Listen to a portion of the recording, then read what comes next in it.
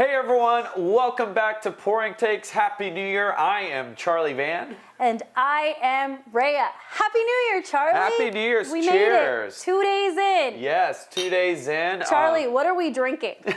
So, as you said, we made it because, New Year's Eve and just how eventful the weekend, we decided to do our little dry January just for one show. We will bring back cocktails, but we're like, hey, let's just start off the new year a little bit, I guess sober, dry, but hey, yeah. Still the hot takes. Still the hot takes. And speaking of those hot takes, make sure you follow our site, pouringtakes.com. You'll be able to connect to all of our socials, engage with us, give us advice. What do you want to discuss? Talk shit about the Cowboys. Most importantly, send us drinks to try. We would love that kind of engagement. Exactly. If there's something you feel Ray and I should be debating to make it even extra hotter take, definitely drop that. And like she said, we love to drink on here. So. All right. So how was your New Year's? How are you feeling about everything? We started with the Cowboys game on the 30th, New Year's Eve on the 31st, college football playoff on the 1st. Lots going on. Yeah, well, I'm pretending this sparkling water is Alka-Seltzer because that's exactly what I needed yesterday.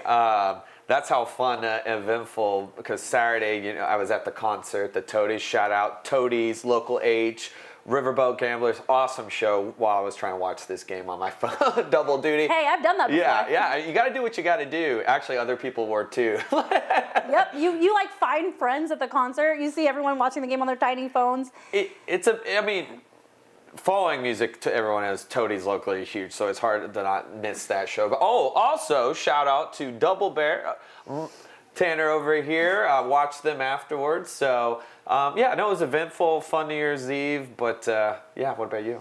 Yeah, I went to a watch party for the Cowboys game, and one of my friends, shout out Tony, made a rainbow assortment of Jell-O shots.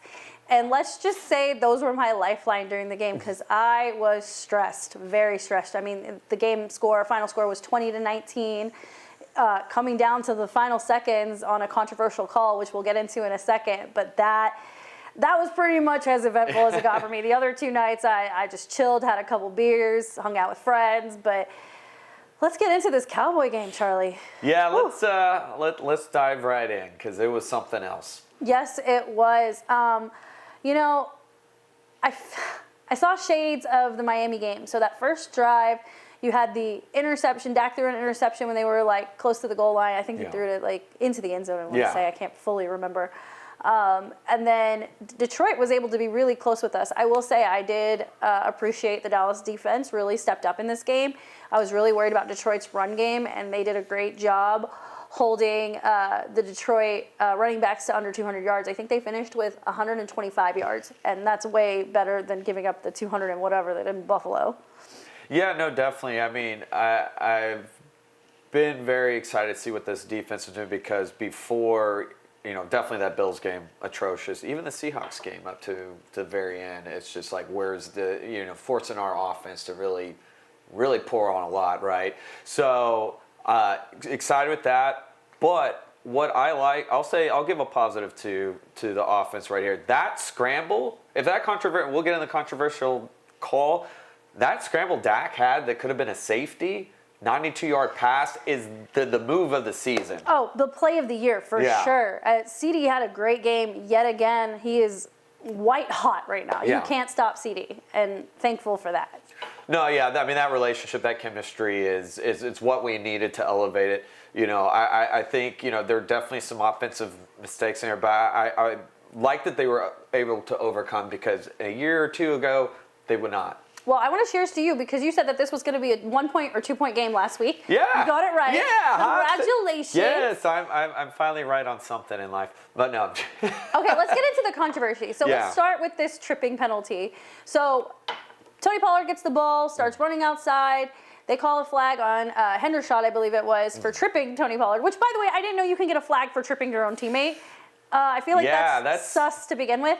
When it actually was Aiden Hutchinson, but we were penalized for it, and it kind of stopped a drive that we had momentum. We needed to score, a touchdown to take that game, and I think we ended up having to settle for a field goal, allowing for Detroit to be able to come back. Yeah, no, definitely another, before the big controversial call, a controversial call in itself, right? And this has kind of been an ongoing theme all season, not just with with our team, not just with the Lions. I don't know how it can get better. I'm sure there's going to be a lot more review because I know last week we just talked about how don't leave it in the refs' hands, but some of these calls are just so blatantly bad. Yeah, you're right. It's plaguing the league, and it's giving shades of replacement refs, honestly, that we survived that season. But yeah, it's really unfortunate. And with all the college football going on, I totally forget sometimes how different the rules are for college versus pros. And the fact that in college there aren't challenges. If anything questionable happens during a game, it automatically goes to a booth review. Yeah. However, the offense can line up and snap the ball, within a certain amount of time if possible. But from what I saw over the weekend, anything sketch happened, the booth was on it. They were like, no, stop play. We got to check it. Got to make sure that he was in bounds. That he caught the ball. He had possession. Whatever the controversial moment was, college does a really good job of mitigating that. Yeah. And I feel like that's something that you can bring to the NFL. Yeah, and I don't know where to begin in the sense of okay, this has been a very ongoing issue, and at what point is Goodell going to really sit down? It's like you're really ruining it. High stakes, high money, and maybe that's also why college is a little bit better, especially with these bowl games. There's so much at stake. But even with a regular season game, and we're building for the playoffs right now, and you have these terrible ticky-tacky calls can go either way. But when it's blatantly horrendous, that's got to stop. And we know that this ref crew is now on probation. Is on probation. Yeah. There should be more. There have been known refs that have had even biases, towards certain teams, and you just look at the track record of the call. So I wonder if the next 5 to 10 years you're going to see a 30 for 30 or a Netflix special on refs, on NFL refs and gambling. Because I feel like gambling is such a big topic in the background. Everyone jokes around that the NFL is scripted, and NFL really likes the Cowboys. Maybe there's a connection there. I mean, I'll own that. I don't care. I don't know. I used to argue against it. They like especially I always said with Goodell and Jerry, they do not like each other. That is known. And there have been some bad calls against that. Dez caught it. A lot of suspensions that we But can go despite the Dez caught it, when you look at the metrics, the Cowboys are always bringing the highest viewership rates, especially in prime time. So it totally makes sense that the NFL could be forcing that as a valid narrative. Again, I could be wrong, and I shouldn't be saying this stuff as a Cowboy fan, but it is something you got to think about. Well, I mean, I would agree, except for that January 2022 against the Niners with some of those flags are pretty bad. I mean, if they loved us so much, we'd be in the NFC Championship. But I think there's also a love of a downfall of us as well. Yeah, I can see that. But it's not just us. I mean, maybe they're setting us up for success just to knock us down in the playoffs. Yeah, I mean, people love to hate us, and like I said, I don't think it's just us. We've seen it all over. We've seen it with the Chiefs. We've seen it with the Bills, and it's got to stop. We're MMA people. There are certain refs that are no longer allowed to ref in the UFC because of their performance. Judges are a different thing. That's a whole different. But still, those refs are so close to it, just like in football. So, need a better eye. All right. So speaking of the call of the game, Detroit gets the ball for the last minute, essentially, and is driving down the field, scores a touchdown. At this point, we're out of Jell-O shots, and I'm freaking out, absolutely freaking out. I'm like, did we just choke away a game? Am I going through my own form of PTSD right now? I'm freaking out. I'm in a house full of mostly Cowboy fans. We're all freaking out. It was just not a great environment, honestly, for my nerves. And then, they line up to go for 2, and I'm like, good for Dan Campbell. Going for the win. That's ballsy. I appreciate it. And analytics will tell you should go for 2 in those situations. So they line up, and a big man scores a touchdown. And I'm watching this back, and I'm like, wow, that was a really well-executed play. Good for them. We choked. I'm ready to go out to the bars and call it a day. Move on with my life. And then you see the flag comes in. They've already celebrated the touchdown. Yeah. You think this game is over. And they're like, oh, the guy who caught the touchdown didn't report as eligible. Then you see the Detroit Lions sideline. Dan Campbell's going nuts. The players are going nuts.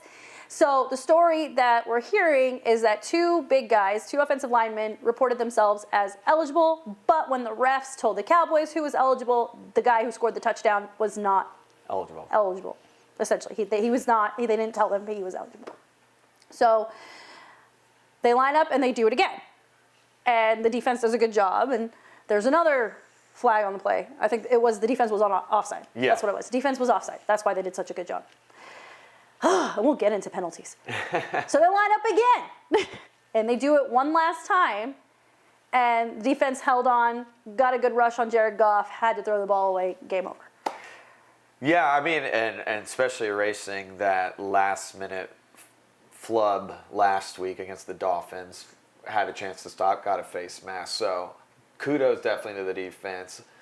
Once again, going to this controversial call. Yes, it was controversial, but they did have another chance. Had 2 chances, though. So, I mean... Yeah, I feel like it, negates itself. Yes, it was a really sketchy call. Yeah. But it's not like that's the call that ended the game. No. They still had 2 more opportunities to complete the 2-point conversion. And then there was the knock on Dan Campbell, who's getting a lot of just as much heat for going for the 2. Well, I mean, he took a chance. I mean, because I think Cowboys, we still had 30 seconds back that we could have, I believe. Yeah. Yeah, it wasn't the end. No. But, I mean, he went for it. What can you say? And, I mean, their execution was great, Yeah. Marching down the field. And the drive before that, Jared Goff had thrown an interception. One of my friends had the audacity to turn off the TV after that interception. I said, do you know our team? Yeah. What the hell is wrong with you, man? So, yeah, after yelling at him, he finally got the game back on, and then all the stress started happening all over again. But what stood out to you outside of the controversial calls? Is there anything... other than CD having another career 200-plus night. Parsons, you said last week Parsons needed a big game. Did he watch did. us? Because I tagged him in the clip. Yeah, I mean, I think he, one, there wasn't as many holding 200. I think everyone, Tank had a good game too. I mean, the defense just being consistent. That's what we've needed, all season. And this was a big game. And in the very end, didn't need a penalty, didn't get one. Made the stop. I think that's the big one for me. Yeah, I'm gonna stay in that vein with defense. I mean, we forced turnovers today on Saturday. We had 2 interceptions by Jordan Lewis and Donovan Wilson, and also major shout out Jordan Lewis. He had to line up in the slot against Amon Ra St. Brown. Yeah, that's his name. And beast. He's an absolute beast, and I think he had 90 yards. So he had a great game, but when it mattered most, Jordan Lewis really locked in and did his job. And he's coming off that major injury last year, replaced by Deron Bland as the number 1 slot corner. So it was good to see a little bit of redemption for him. So I'm really happy for him. Yeah, no, definitely coming back from that injury, looking 100, making the plays where we need him. This is maybe second or third game where he's had a big impact moment. Yeah. On the offensive side of the ball, we didn't score as many points as I thought we were going to. Last week I said I wanted to see a 40-burger or a 50-burger. Yeah. We only got to 20. What do you think was the issue in the offense? Because I believe at home we averaged 30-plus a game. I think still, again, running the ball. That has been our Achilles heel all season, figuring out how to get that going. I mean, I love the passing game. I love it, but it's almost telegraphed now. We know who Dak's going to. We know who he's not going to. But we got to get that run game efficient. We said that last week. We got to keep it, especially going here in the playoffs. And that used to be where you would see that 40-burger. We could just run it down our throats. That's what we saw Minnesota last year when we put 40 on them. We can't get it going. Mm-hmm. And that leads to a question we'll get here in another topic here in a second. But yeah, let's just jump straight into it. So big news. We got the news that Dalvin Cook has been released by the Jets. Dalvin Cook interviewed with a whole bunch of teams before deciding on the Jets, thinking that Aaron Rodgers was going to be quarterback, that they were going to have a great season up in New York, and obviously that didn't go according to plan. He was being courted by Miami as well. Yeah. Other teams that could be in the mix. Buffalo, his little brother plays there. Cleveland, they lost Nick Chubb, but they got Ford. Ford is just going off over there. I'm trying to think if there was more playoff. The Ravens. The Ravens have lost 2 running backs. Today. 2 running backs that are out for the season due to injury. So the man has choices. Yeah. How do we get him here? What needs to happen? Yeah, because if right now, if you had to put the Ravens and Cowboys next to each other, well, clearly right now the Ravens are number 1 favorite. But with that being said, what does that system look like? And I feel like Cook does fit well in our system. The moment we lost a guy like Zeke, I felt like the way that Minnesota definitely right now is the way that we would run Zeke. And that's what we're missing. Donald does okay, but he's no Cook, right? I think once again, go back with Pollard, we're making him more like the Zeke type, and that's just not his place. What made Zeke and Pollard run is like, here's our outside guy, here's our up the middle. Cook is a very good, because he's ran on us before a lot, and I think he's a big missing link of what Vikings to part of that downfall. So I think it's just how are you going to utilize him? Obviously, money. Jerry's mentioned in the past, money's not an issue. That's how he said. We know there's the cap, but I mean, I think he can mix very well into this offense. Yeah, and one trend I've noticed with the Cowboys these last few games is they have been doing these longer drives, and it's been incredible to see them sustain 15, 17-play drives. That gets a whole lot easier when you have that bruising back that can wear down a defensive line. Yeah. So for me, it's a no-brainer. For me, Jerry should have called him Get on the phone yesterday. Now. He should be calling like an ex you want back. Yeah, exactly. And, hopefully they can make something happen. I don't expect it because Uncle Jerry's Uncle Jerry, but it would be an actual game changer. And when you think about the defense, right?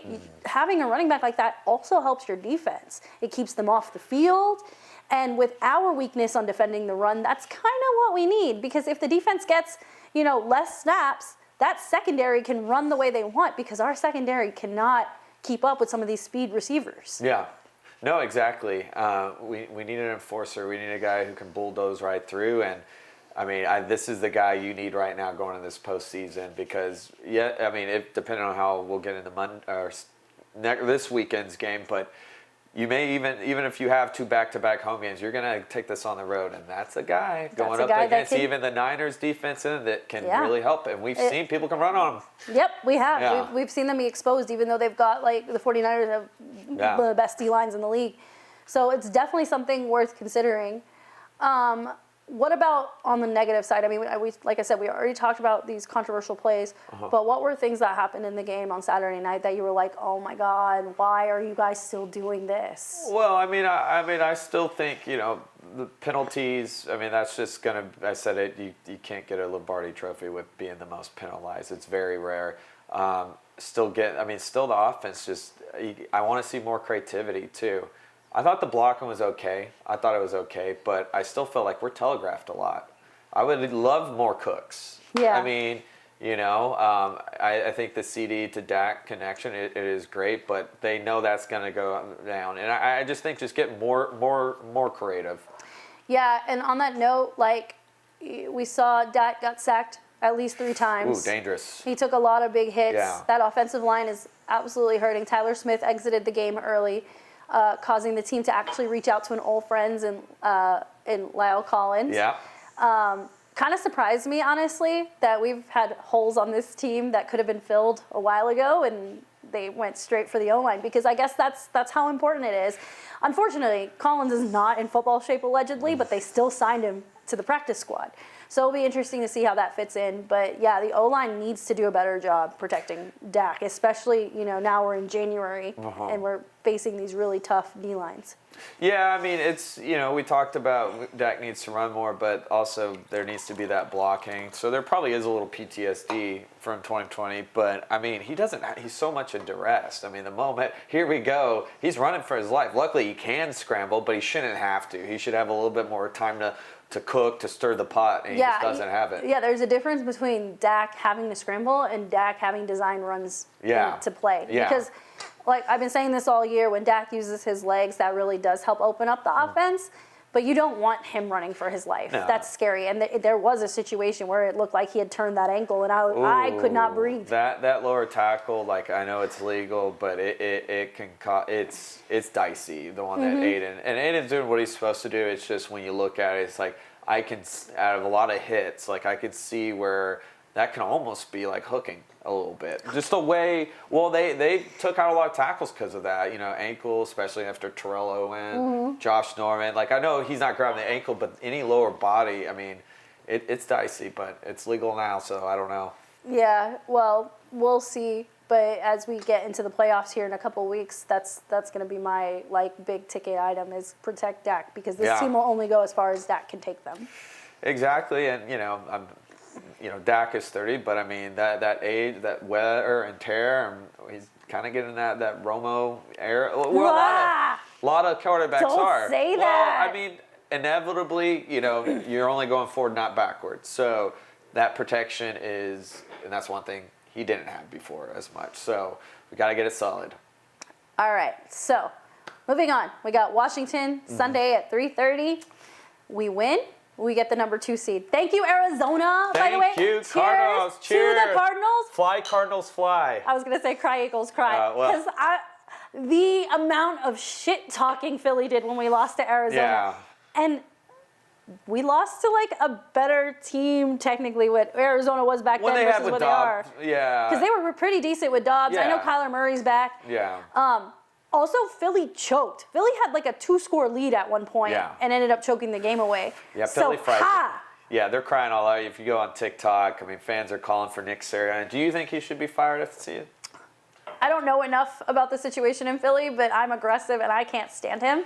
But at the same time, we do pretty well against them when he's at coach. So I'm like, yeah, you keep they him, whatever. Are very yank the chain, rip the Band-Aid team. I mean, they did fire Doug Peterson, brought them a Super Bowl. They did part ways with Andy Reid, and look what he's doing. That's like Philadelphia culture. Like, the team is still, despite them being the Eagles, still 11-5. They're still in the playoffs one way or another. This is off year for a lot of teams, and it probably is the Super Bowl hangover. We see it a lot.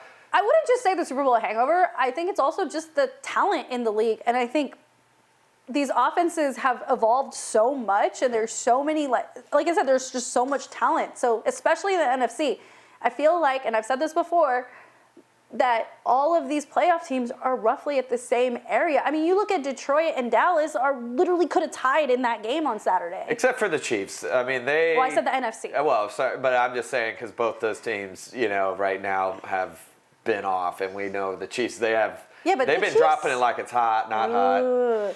Yeah, but the Chiefs has been having deep playoff runs for back-to-back years. But Philly did. That's understandable. Philly also did give up 2 coordinators, and that's always a gamble. So, I mean, we've said all season up until this last stretch, they've been playing ugly. They've been, winning games they shouldn't. And I just don't think, and I've seen this, and I like this take, they don't have a real identity like they did a year ago. Yeah, definitely. And their quarterback is turning over the ball. Don't come hollering at Dak. Yeah, don't come for my quarterback. Seriously. Hey, so far he's keeping to his under 10. Okay, so if things go the way they're supposed to, assuming things go well with Washington, it looks like our first round matchup is going to be Green Bay, which I think is hilarious. The history. Yeah. Yeah, I mean, it's interesting because if you would have told me back in November one way that we would be potentially facing Green Bay, hosting Green Bay, I would be like, nah. But kudos to, first of all, Green Bay fighting back. And Jordan Love. And Jordan Love, a question mark coming in this season. No, that guy took so much criticism, and for him to be playing the way he is, and he doesn't even have his number 1 wide receiver. Christian Watson's been out for like 4 to 6 weeks with a hamstring. Yeah, which definitely going to need him in the postseason, but it doesn't matter because I do believe you can't underestimate him, but I also do believe in those moral victories because everyone threw in the towel, and for them to be 9-8, their ceiling is high. No matter what happens comes January. If I'm a Packers fan, especially post Aaron Rodgers, just to have a winning quarterback again. Is there a team that you are like, nope, don't want any part of that? Go bug somebody else. Yeah, Rams right now. Yeah, me too. They're the most red hot. I mean, I know people are like, well, we dominated. Yeah, they were a little banged up, and it doesn't matter. It's about who's hot now. Matt Stafford left that game early with a hand injury. Hand injury. Cooper Kupp didn't play, I believe, in that game. I don't think he did. It was his first game back. Oh, first game back. So, I mean, practically wasn't playing. But it doesn't matter because teams get hot later, and they're the red hot team, and they're clicking, and hey, they got the experience in the world, and they got one of the best upcoming receivers in Puka. Yeah, I wouldn't ever doubt Matthew Stafford. That guy's arm is insane. And, he's been playing with Cooper Kupp forever. Their chemistry is unmatched. And you got Aaron Donald on the defensive side. And Sean McVay, kind of a genius. And we were talking about this post-recording, he probably wants some revenge for that January 2015. He didn't get a call. That team didn't get a call against us. So wants some rematch there, wants some rematch early. Of course, he's got to get through his former team and the Lions. That should be interesting. Yeah, however that shakes out. So it should be pretty exciting. I don't know if the odds have been published yet for the Washington game. They're having a little trouble at quarterback. It seems like they keep going back and forth between Sam Howell and Jacoby Brissett. Yeah. That team looks a lot different from the last time we played them. They traded away 2 of their top defensive players. They're having a hard time moving the ball. They struggled against the Giants, for example. I forgot who they played last week, but I can't imagine it went well. So what are you looking for in this game specifically besides us winning? Defense, show up. I'm not too worried about what the offense is going to do. Reminder, we're on the road. We're on the road, but, it is the last game. But with what is at stake, by the last year, I know we got dominated. But by then, we knew we were not locked in for one. It was over. Now we know this is big. This is big for Mike McCarthy. We are the reverse Texas Rangers. We need to be at home. I think the defense will show up big. Yeah, for me, I need to see 2 things. I need to see the O-line kind of recover from last week and open up lanes for Tony Pollard. Hopefully Rico will be back. Yeah. Just get that run game going. This is I know we didn't lose last week, but this feels like a get-right game to me. I also need us to have a comfortable lead in the third. I'm pulling everybody. You've been seeing players drop in garbage time in these last couple weeks, and with ACLs and foots, ankles, whatever it is, feet, and ankles. Plural. It's in there. But got an S at the end. But I don't want any risk going into the playoffs. I want us at our best. We deserve to be at our best. We fought hard. We've won some really tough games. We've earned it. And so I don't want to see one of our guys go down when he didn't need to be in the game. Yeah, no, I agree. Just build the lead, put in rush. I want to see him at the at least the 12-minute mark. Yeah. And get some of these backups ready to go. You never know. You never know. More fullback, get a little bit more Deuce Vaughn. It was nice to see Deuce play. Yeah, and we need to because you just don't. I mean, the way this season's been going with injuries, and you just want that confidence, right? You need to show. So this is one of those games, but I feel very confident. Yeah, and I think the other thing to note, and I know you don't really care for the offense in this game, but give CD a break, man. Like, you've got other quality ball catchers that can be open. I felt like in the Detroit game, they forced the ball to CD quite a bit. It gave me shades of 2019. You don't need to do that, especially against Washington. Get Brandon Cooks some more reps, get Michael Gallup, Jordan Tolbert. Yeah, even Jalen Brooks, throw him up there. I was going to say Kevontae Turpin. Yeah. And then, the tight ends. See, Schoonmaker and Hendershot. Yeah, no. I mean, you have a variety. It's how it should be. And this is one of those games where you can play around a little bit more than probably a more high-stakes game. But I mean, it's still, don't get me wrong, this is a high-stakes game. No, this is a very We're not trying to overlook Washington. We know how important this is. But as far as defensively, you can have a little more rowing. There's sometimes, like a Detroit defense, you can't do that. You don't always have that. So you got to let your number one eat. But, I mean, no, we can't be chasing the cheese either. Yeah. Because we got the big cheese in January. Exactly. To the big cheese. Yeah, to the big cheese, and this is where we got to see what Mike can do. This is where that veteran, this is where that Super Bowl run, is going to come into play, because if we can control our fate, like, this is what at least can get us back to the NFC Championship. And it's been 30 years. Look, the Lions just did something they haven't done in 30 years. Bengals did it 2 years ago. Why not the Cowboys? All right. So, all of that said, if we come back next week and we beat Washington, we're doing shots, right? Yes, we are. We are doing. How about this? We're going to bring something back right now, our shot take. So, Rayya. Shot take for the Washington game? Yes. I'm going to go defense will have 3 or more interceptions on Sam Howell or Jacoby Brissett, whoever starts. And I have, even though we said we want to give other people, I think Lamb and Cooks both get touchdowns. Nice.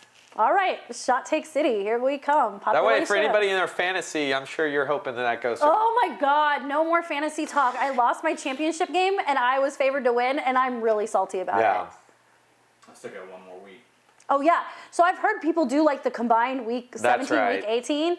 I kind of like that twist. That's what I was going to say. I was like, is some of it, because I was way out of it. I mean, I got, it's so, in our league, it was just like, bye. Yeah. You're eliminated. Yeah. You're out. Goodbye. Goodbye. Yeah. Thank you.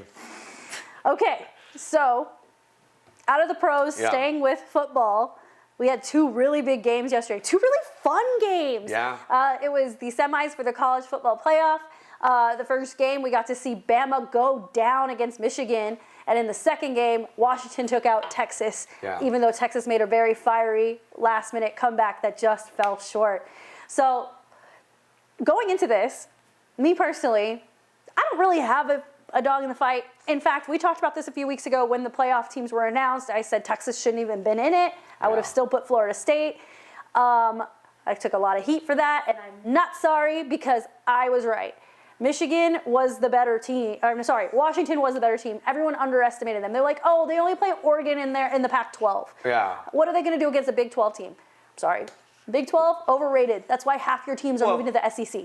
Well, and you know, Michael Penix Jr. should have been the Heisman Trophy winner. Oh, absolutely. The guy's he was sniper. Flawless last night. I mean, that was like a pro level MVP status game. He put on a clinic. Some of those throws, I was like, did you just take my Texas breath has a away? really solid defense, to mind you. So the fact that he was able to snipe him, no, I mean, I'm right there. I do agree. Like my Texas friends will disagree, but like at the end of the day, what's fair is fair. And just to kind of piggy on the Florida State, they didn't obviously play anybody, you know, as far as in the game against Georgia. So some people are holding that as like, no, they didn't have they had their JV. And I'm sorry. If I busted my ass all season and did everything I was supposed to do, and then you tell me I'm not good enough, you can absolutely go F yourself. Like, I don't blame any of those guys for pulling out of that game. Well, I mean, I'm surprised Georgia didn't, because Georgia deserved more than Texas to be in that, you know, game as well. Yeah, you could even Oregon looked great. You could have made a case for any of those teams. But I think Washington looks so good. And the thing is, the controversy is Michigan, because they are going to be on probation next year. So there is an asterisk. While I'm kind of happy to see Alabama out, you have somebody's going in with the... So you talk about like narratives of like wanting to bring teams down. Bama's one of those teams. People love to hate Bama. Yeah. If you are not... You know, if you didn't grow up in the Alabama area, you didn't go to Alabama, you probably don't like them very much. They are you know, and kudos to Saban, he made them like a dynasty. He made them into the Pats of college football. And I remember when Clemson beat them, like dominated them. It was just crazy. But, you know, they're always in the mix. They're must-see TV. But, yeah, definitely. But, man, what a game. That was was crazy. fun. And this is my takeaway, and I say this every year. The way that they do overtime in college football needs to go to the NFL. Forget kickoffs, first team scores a touchdown wins. No, just give me the ball at the 25-yard line or whatever, give each team a shot, and just play to sudden death. That is so much more fun and so much less, like, hectic. Yeah, and, I mean, I figured, like, college football is always figured out, minus now how they select people to go play for these games, but... I feel like it was so exciting. That's how it should be. The two of the best teams, one of the best. I mean, you could, whatever the Alabama still. Like, that's what you want to see is a gun. It should be. Yeah, a shootout. Two of the best college coaches. Yep, definitely. And we were so lucky. It was a treat. And, like, you know, the last couple playoff rounds in the previous years I don't remember them being nearly as fun. Like, just my opinion. I enjoyed watching both of these games. And now that we know that we have Washington versus Michigan. We'll preview that here in a second. So all I want to say is, what do you think? Does Quentin Ewers return? That's the big question. Isn't he out of eligibility? Or almost out? I don't know. Because they got Arch Manning in the wings. That's another thing. QB2 and that last NIL night. money, right there. And where does Bama go from here? I mean, I think they would be pretty much okay, but it's another disappointing season for them in the sense of the result. Yeah, I think the NIL thing has made such a big difference for a school like Bama, knowing that you can go somewhere else, get that playing time, and then get money in all kinds of ways. I mean, you look at a school like SMU, for example. SMU is never going to be a top 10 school. They just won't be. But these players can make a lot of money, and they're coming through the transfer portal. Yeah. For 1 year or 2 years. And I think it's the transfer portal thing that makes it all so interesting, that you can be like a starter at Georgia, hate your life at Georgia, and then go to a different school the next year. Well, I think Florida State's about to get a quarterback from Oregon State. So if that is true. Yeah, it's DJ. Yeah, I saw that. That's perfect for them there. All right, Michigan versus Bama next Monday night. Not Michigan and Bama. Michigan and Washington. Michigan and Washington. If we were drinking alcohol, I would make you chug your drink right now. Yes. Bama fans are like, why are you putting salt in my wounds? Roll Tide, not this time. So very interesting stylistic because these are probably two of the most explosive offenses. Now, what worried me in Washington, their running back went down. Yeah, towards the end. He's been having foot issues for weeks now. Well, and he was injured at Mississippi State, too. Huge part of that offense, but still, I believe in what Penix can do with his receiving core there. How do you see this going down, especially with that Michigan defense? Yeah, so I think to me, Michigan's the clear-cut favorite here. Like, my head says Jim Harbaugh's going to win the whole thing and then leave Michigan and go coach in the NFL. The Chargers. Yeah, most likely the Chargers, and that's the right move to make. But my heart is going full underdog.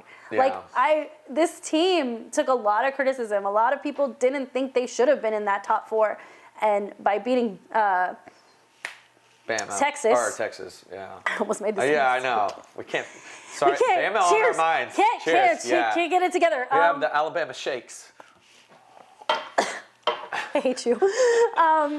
But yeah, I think Washington really deserves it, and I think they have been overlooked for so long. Like, I wouldn't be surprised if they literally sneak in and steal this. I'm gonna go Washington too. I think the football. Why do you always agree with me? Not all the time we don't, but I'm gonna go because I think it's what's right, and I feel like football gods, especially, you can't go in when you're not even gonna be acknowledged as the winner next year, the national champion. It's almost like I think there's gonna be a lot more love for Washington because of that. Look, I mean, still, the team on Michigan, the players, I mean, they've worked. It's not their skin. I was going to say the same thing. Like, you can't put this on the players, but karma exists. How terrible is it that you win, and then you're not even acknowledged? Like, you're going to be on probation. This is going to hugely hurt you. I think they were interviewing the college football players. I'm sorry, as somebody who went to school that went through the death penalty, I feel nothing for this punishment.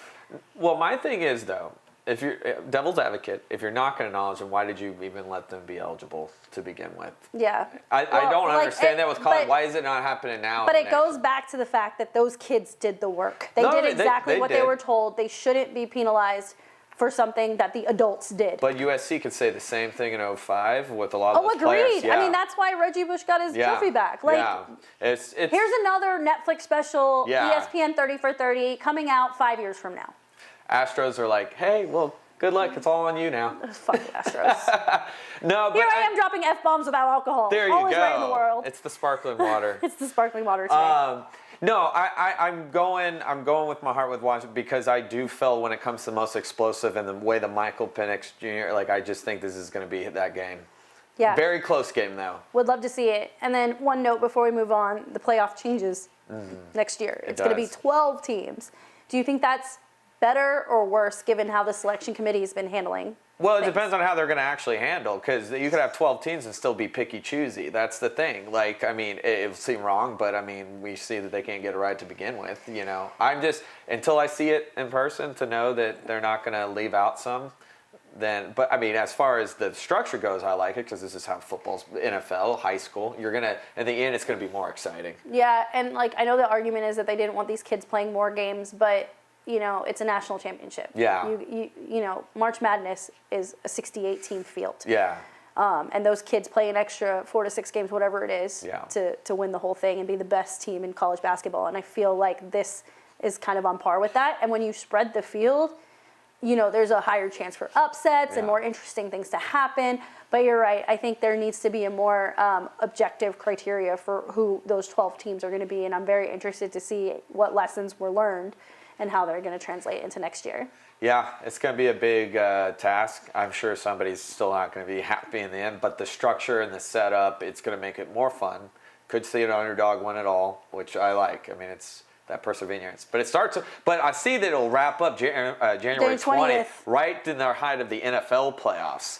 So that's going to be interesting because, the NFL takes both Saturdays and Sundays during the playoffs. Yeah. So we're going to go head to head. And Mondays now. Some Monday. Cowboys play last year. Yeah, on Wild Card Monday. That's right. Yeah. So, and this will be around that time. So, we will see. Yep. All right. Real quick.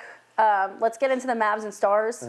So you, mister, have been to a handful of Stars games recently.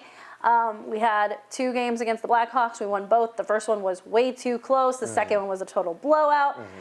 Tonight we're playing Montreal. Later this week we're going to see Colorado, which is a really great team. They're leading the division, yeah. Nashville, who we beat, I think, 2 weeks ago. And then Minnesota, who we always seem to have a split series with every season. And we played them in the playoffs last year as well. Outside of Ottinger still being out with injury, what are you seeing right now? Like, what are the positives? Oh, I think the best positive is defensive play got a lot better. Actually, our supporting cast, everyone's stepping up. Before, it was a couple of guys, always constant scores.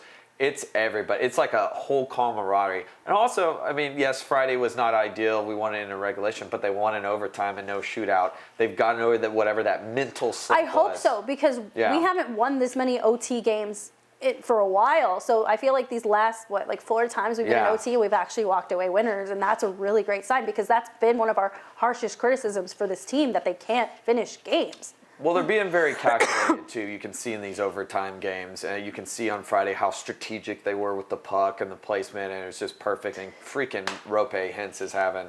He's having a stellar season. But so is Matt Duchesne, who we picked up. He's doing good. Ryan Suter, who you don't always count on. Suter. I mean, our defensive players have really, and that's what we've said we needed. We've needed those big stops and those guys to really step up. So. All right. Cool. Yeah, I'm looking forward to seeing this matchup with Colorado this week. I think that's going to really tell us a lot about this team, if what we're seeing is a flash in the pan or actually legit. So very curious about that. And then on the other side with the Mavericks, we went 1-1 this weekend. That game last night against the Jazz was really, really upsetting, especially now that Kyrie has returned to the lineup. And then the other big news with the Mavs is that they're in the mix to trade for Pascal. How do you say his last name? Siakam? Yes, Siakam? we will work on that. He was part of the team in Toronto that won the championship. He flexes between being a 3 and a 4, pretty decent rebounder. The rumors I saw is that they might offload Tim Hardaway Jr. I would like to see them offload Dwight Powell. I'm not really sure where we stand in terms of picks. I think if we're trading picks, we're going to be trading 2025 picks. I'm not sure if we have anybody in 2024. But this is a move that I would really like to see the Mavericks make. I think it makes total sense. He'll fit in. He's not a mega star. He's not going to demand the ball. Yeah. I think he's going to complement Luka and Kyrie really well, and be that role player that we've been dying to have. Well, you said compliment. It's right there. Complimentary. No, you caught me. But yeah, I really like to see that. In terms of the upcoming schedule for the Mavericks, we're seeing Portland twice. Portland's not one of the greatest teams, so those should be gimmies. And then Minnesota, who's the number 1 team in the West, is going to be also a great eye test, kind of like how the Stars are playing the Avalanche. Seeing the Mavs match up with the Timberwolves kind of give us a sense of where we're at, especially with Kyrie back. Yeah, I mean, I think if you can make a move now, that's huge. We've been saying it week on week. There's that one other additional piece to come in. I'm not going to use that word so I don't have to drink. Mesh in very well, groove in, Moving and grooving. Moving and grooving. That should be that's their slogan. Slogan. Okay, I'll drink. I made up a word. Oh my gosh, we should actually send out Pouring Tanks the drinking game.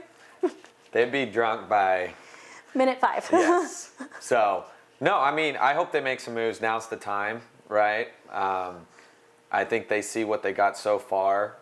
It's good, but it can be a lot better. Yeah. So, especially going to this, now we're getting these most pivotal months. Sounds good to me. Well, we will see. I love that we're in the January, February window. Things are going to start making sense. We're approaching the All-Star break. So don't forget, vote for your All-Stars, by the way. Yeah. For both teams, the Stars and the Mavericks. Voting's in full swing, I believe. Right now, yeah. All right, cool. Do you want to do this last topic? Yeah, let's do this last topic. Okay. We talked sports a lot. Let's talk a little sports entertainment. Okay, full disclosure. We're going to talk about WWE. And I feel like most of our fans aren't going to be into this, but we're going to figure this out. We'll get new fans. Come on in. The water's fine. Okay, so WWE. I'm relatively new to this space. I watched Monday Night Raw at the same time as these college football games. We actually cut the volume on the college football when The Rock came out and surprised everybody in San Diego, and cut a brilliant promo. Like I said, I'm not too familiar with this sport, but this had me on the edge of my seat. Well, and to add to that, a crossover, he did engage with Jimmy Johnson, and he gave his attention. He always wanted to play with Jimmy Johnson. You know, Yes. Jimmy, by the way, we didn't get to say congrats again on going in the ring. Congrats. In the Ring of Honor. Long And then for overdue. those of you who don't know, the connection between The Rock and Jimmy Johnson is the University of Miami. Yeah, and he didn't get, Jimmy had switched to the Cowboys before he got a chance, but it's funny because he's like congratulating and gave him his letter of intent. He's like, if you ever need a coach again. But yeah, The Rock returning is huge for Raw. This is his second time, now first time this year, but in months that he has made a surprise appearance, which is going to be awesome for the audience. You don't even have to follow wrestling closely to know who The Rock is and to definitely know what his impact in wrestling was before Hollywood. Yeah, it was really exciting. And then from what I know about wrestling, he called out Roman Reigns, a.k.a. the head of the table. Sorry, I find this very Former corny. Georgia Tech football player. I did not know that. I knew Yeah. he played football. I didn't know it was Yeah. Georgia Tech. So given what we saw on Monday Night Raw, where is this going? Is this gonna, I'm uneducated, so you're Yeah. gonna have to tell me. Was he just talking to talk? Is this a storyline? Is this leading up to WrestleMania that takes place in April, or is something gonna happen sooner? What are your thoughts? Yeah, there's a lot of different takes. I mean, obviously, there's been buzz. Could it be Roman versus The Rock night 1 or 2? Have Roman wrestle both nights, but also somebody threw out maybe Elimination Chamber, which is the big February stadium show in Australia. But wrestling does this too. They want to keep you on your heels, and he's a big name, and AEW, their competitor, just had a big event on Saturday. Why not? Kick off the new year with one of the biggest, if not the biggest, superstars of all time.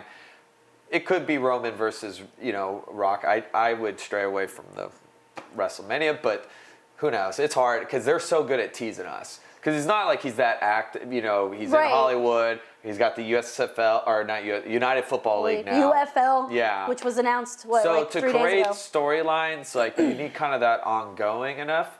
But you could do maybe a one-off. But I think if anything, just having The Rock get you that you're going. Yeah, it was fun to see him mess with Jinder Mahal a little bit. Yeah. Again, never grew up watching WWE, so that was literally the first time I ever saw The Rock cut a promo live, and that was the first time I've ever actually seen him in the ring. Sorry. Now, if he had said, I'm entering the Royal Rumble, that would have been, you never know, he might be. There's always a surprise former wrestler or celebrity that enters into the Royal Rumble. So, I mean, who knows? Yeah, that could be interesting. He's been a Royal Rumble winner before, and it would definitely, WWE, especially Triple H taking over, Paul Levesque, likes to keep you on your toes. Everyone thought Cody was going to win in April over Roman. It didn't happen. Okay, I didn't think that. Yeah. Okay. But, a lot of fans were like, and that's the thing about wrestling fans, they were so I think it's real quick just because Roman is not there all the time, where Hogan, they want him to beat Hogan's record. It's like, well, Hogan was always active. Mm-hmm. And he always had them win fair and square. He was the American hero. Where Roman, it would mean more if we saw him a lot more. But, they're going to make their decisions.